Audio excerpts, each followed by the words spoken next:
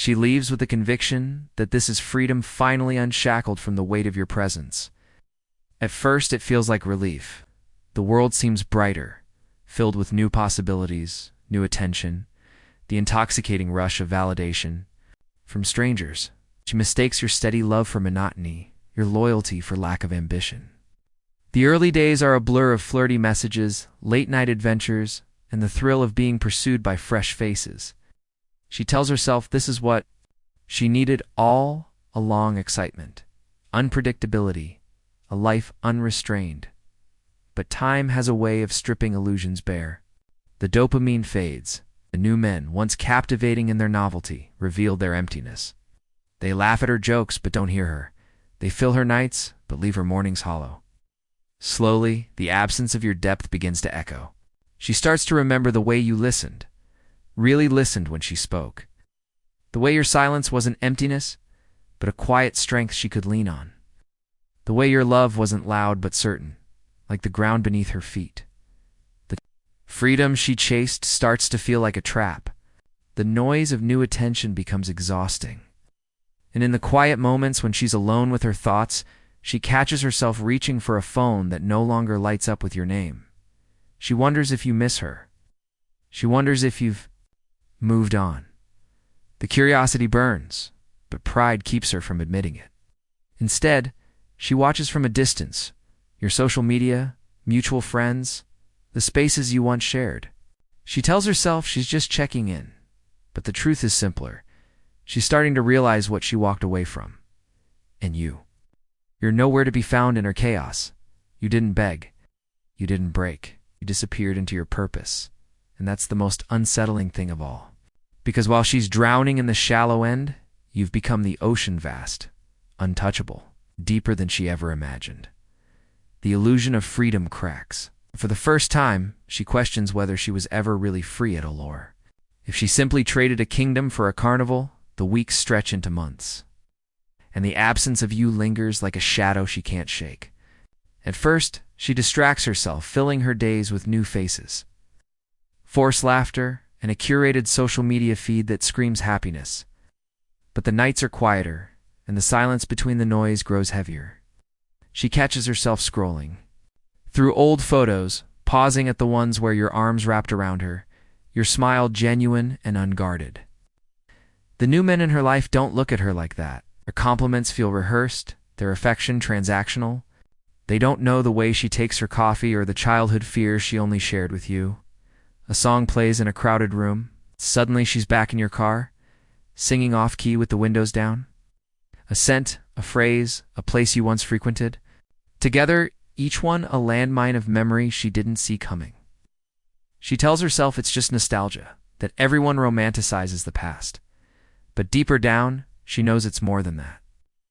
The men who flock to her now are echoes, not voices. They entertain but don't understand. They adore her, but they don't see her not the way you did, in all her messy, unfiltered truth. She starts to wonder if you think of her too.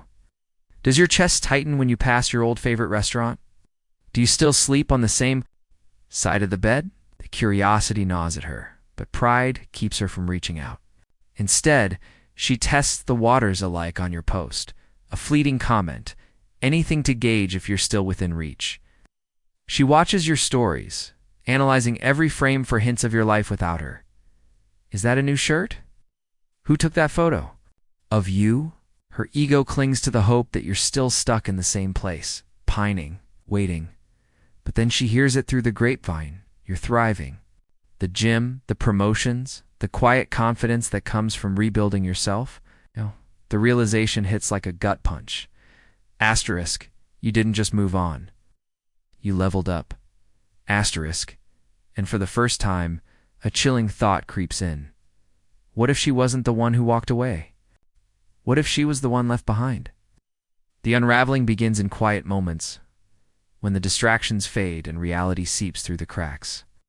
She watches from afar as your life expands without her. Each post and passing mention a fresh sting. The man she thought would crumble in her absence isn't begging for scraps of her attention. He's building something she can't touch. Her new romances fizzle as quickly as they ignite, leaving behind the bitter aftertaste of comparison. They take her out, but they don't know her. They say pretty words, but they lack the weight of yours. She starts dissecting your every move like a detective with a cold case. That photo of you laughing with friends asterisk who made you smile like that? The check-in at that upscale restaurant asterisk who's sitting across the table?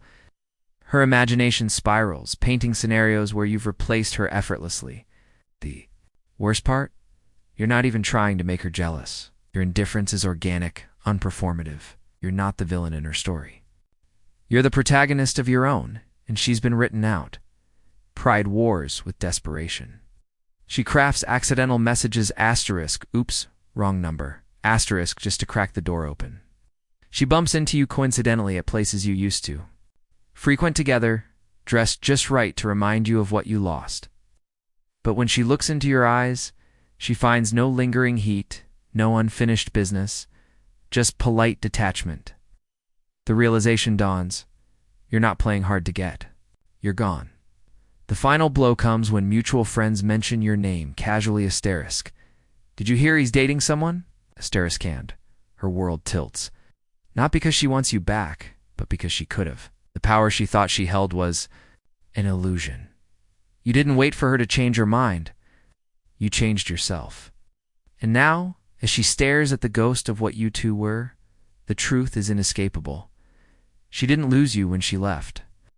She lost you when you realized you deserved better. The return is never as dramatic as she imagined. No grand declarations, no tearful reunions, just a hesitant "Hey stranger" text that sits unanswered for hours. When you finally reply, it's polite but detached, like you're speaking to an old co-worker rather than the woman who once knew the rhythm of your heartbeat. She tries to play it cool, dropping nostalgic references like breadcrumbs asterisk. Remember that rainy weekend in the mountains? It's asterisk. But you don't take the bait. The script is flipped. Now she's the one reading meaning into your brief replies, analyzing tone where there is none. She arranges accidental meets, showing up at your favorite coffee shop during your usual Saturday window, lingering near mutual friends' gatherings. When you finally come face to face, her breath catches. You look better than she remembers, more grounded, more at peace, and it unnerves her. The easy confidence in your posture, the way your eyes don't linger on her like they used to, screams what she fears most. You're not hers anymore. She tests the waters with light touches that you deftly avoid. Jokes that land on your polite smile instead of your laughter. The conversations are surface-level work. The weather, anything but us. Yet she hangs on your every word, searching for cracks in your armor. There aren't any. You mention your new hobbies, your plans, your life, all without a trace of bitterness. That's what destroys her. Not anger, not resentment, but your complete emotional emancipation. She thought her return would be a triumph, proof she still held power over you. Instead, she's met with the devastating realization that the man she's trying to rekindle with no longer exists. You've outgrown the version of yourself that loved her, and no amount of reminiscing can bridge that gap. In the end, she leaves the encounter hollow, replaying every second for clues she might have missed. But the truth is simple. You didn't reject her. You just stopped waiting, and that quiet, unshakable peace you carry. It's the one thing she can never take from you again. The closure comes not with fireworks, but with quiet understanding, a slow exhale of acceptance that settles into your bones. You watch her attempts to reconnect with neither bitterness nor longing. Just a detached curiosity, like observing a character in a film whose motives no longer concern you. The texts, the accidental encounters, the lingering glances, they all land on the shores of your indifference, unable to stir the waters of your peace. She wants validation, wants to believe she still occupies space in your heart. But when she looks into your eyes, she finds only mirrors reflecting back her own unmet expectations. There's a pivotal moment when she realizes the game is over. Maybe it's when you casually mention a date you're looking forward to, your voice light and unburdened. Maybe it's when she tells a story about your past and you smile like it happened to someone else. The truth dawns on her with cruel clarity. You've rewritten your history together. What was once a wound is now a footnote, a lesson that shaped you, but no longer defines you. She thought her return would be a homecoming. But you've built a new home without a seat for her at the table. Her ego scrambles for footing. She oscillates between quiet desperation and performative nonchalance, testing angles to regain leverage.